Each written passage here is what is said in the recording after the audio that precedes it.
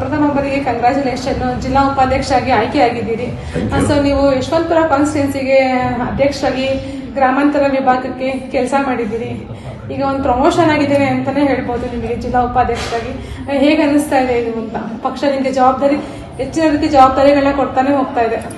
ಜವಾಬ್ದಾರಿ ಹೆಚ್ಚಿನ ರೀತಿಯನ್ನು ಕೊಟ್ಟಿದ್ದು ಅಂತ ನಾವೇನು ತಿಳ್ಕೊಳ್ಳೋದಿಲ್ಲ.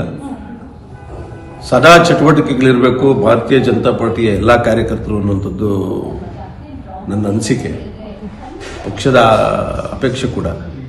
ಅದರಂತೆ ಕ್ಷೇತ್ರದ ಅಧ್ಯಕ್ಷದಿರಲಿ ಅಥವಾ ಮತ್ತೆ ಉನ್ನತ ಹುದ್ದೆ ಅನ್ನೋದು ಇವರೆಲ್ಲ ಜವಾಬ್ದಾರಿ ಇರ್ತದೆ, ಕೊಡ್ತಿದ್ದಾರೆ. ಪ್ರಾಮಾಣಿಕವಾಗಿ ಆ ಸೇವೆ ಸಲ್ಲಿಸ್ತಕ್ಕಂಥ ಕೆಲಸ ಮಾಡಬೇಕು ಅನ್ನೋ ಇಚ್ಛೆ ಕೂಡ ನಮಗಿದೆ, ಅದರಂತೆ ಕೊಟ್ಟಿದ್ದಾರೆ. ಯಾವ ಟೈಮಲ್ಲಿ ಚುನಾವಣೆ ಎದುರಿಸಬೇಕೋ ಅಂತ ಟೈಮಲ್ಲಿ ಚುನಾವಣೆ ಎದುರಿಸ್ತಕ್ಕಂಥಕ್ಕೆ ನಮ್ಮೆಲ್ಲ ಕಾರ್ಯಕರ್ತರು ಕ್ಷೇತ್ರದಲ್ಲಿ ಎಲ್ಲ ಭಾಗದಲ್ಲೂ ಕೂಡ, ನಗರ ಮಂಡಲ ಇರಲಿ ಗ್ರಾಮಾಂತರ ಮಂಡಲ ಇರಲಿ, ಎಲ್ಲ ಭಾಗದಲ್ಲೂ ಒಂದು ಉತ್ತರ ಇದೊಂದು ನಮಗೆ ಕಾಣ್ತದೆ. ಕಳೆದ ವರ್ಷ ಚುನಾವಣೆ ಆದಂತಹ ಚುನಾವಣೆಯಲ್ಲಿ 1,13,000ಕ್ಕೂ ಹೆಚ್ಚು ಮತವನ್ನ ಲೀಡ್ ಕೊಡ್ತಕ್ಕಂಥದ್ದು ಮುಖಾಂತರ ಉತ್ತರ ಕೊಟ್ಟಿದ್ದಾರೆ ಅವತ್ತಿನ ಜನ. ಸರ್, ಅವತ್ತೇನೋ ನೀವು ಲೀಡ್ ಕೊಟ್ಬಿಟ್ರಿ ಪಕ್ಷದಿಂದ. ಈಗ ಪಕ್ಷಕ್ಕೆ ನಾಯಕರೇ ಇಲ್ಲ ಅನ್ನೋದು ಒಂದು ಕುಂದುಕೊರತೆ ಎಲ್ಲಾ ಕಡೆ ಎದ್ದು ಕಾಣಿಸ್ತಾ ಇದೆ. ಇದ್ರ ಬಗ್ಗೆ ಏನ್ ಹೇಳ್ತೀವಿ ಅಂತ?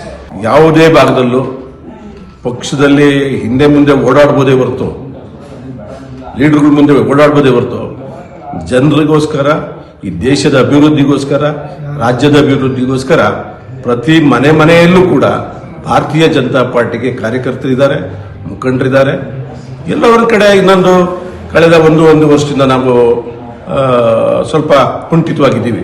ಯಾಕೆಂದ್ರೆ ಕೆಲವು ಆದಂತ ಬೆಳವಣಿಗೆ ಮುಖಾಂತರ ಎಷ್ಟು ಅಂತ ಕೆಲಸ ಮಾಡೋದು, ಯಾರಿಗೋಸ್ಕರ ಕೆಲಸ ಮಾಡಬೇಕು, ನಮ್ದವರೇ ಕೈ ಬಿಟ್ಟಾಗಂತ ಟೈಮಲ್ಲಿ ಮಾಡ್ತಿದ್ದಾರೆ. ರಾಜ್ಯ ನಾಯಕರು ಗಮನಿಸ್ತಿದ್ದಾರೆ. ಮುಂದಿನ 1-2 ತಿಂಗಳಲ್ಲಿ ಇದಕ್ಕೆಲ್ಲ ಒಂದು ತೆರೆ ಬೀಳತಕ್ಕಂಥ ಕೆಲಸ ಆಗುತ್ತೆ.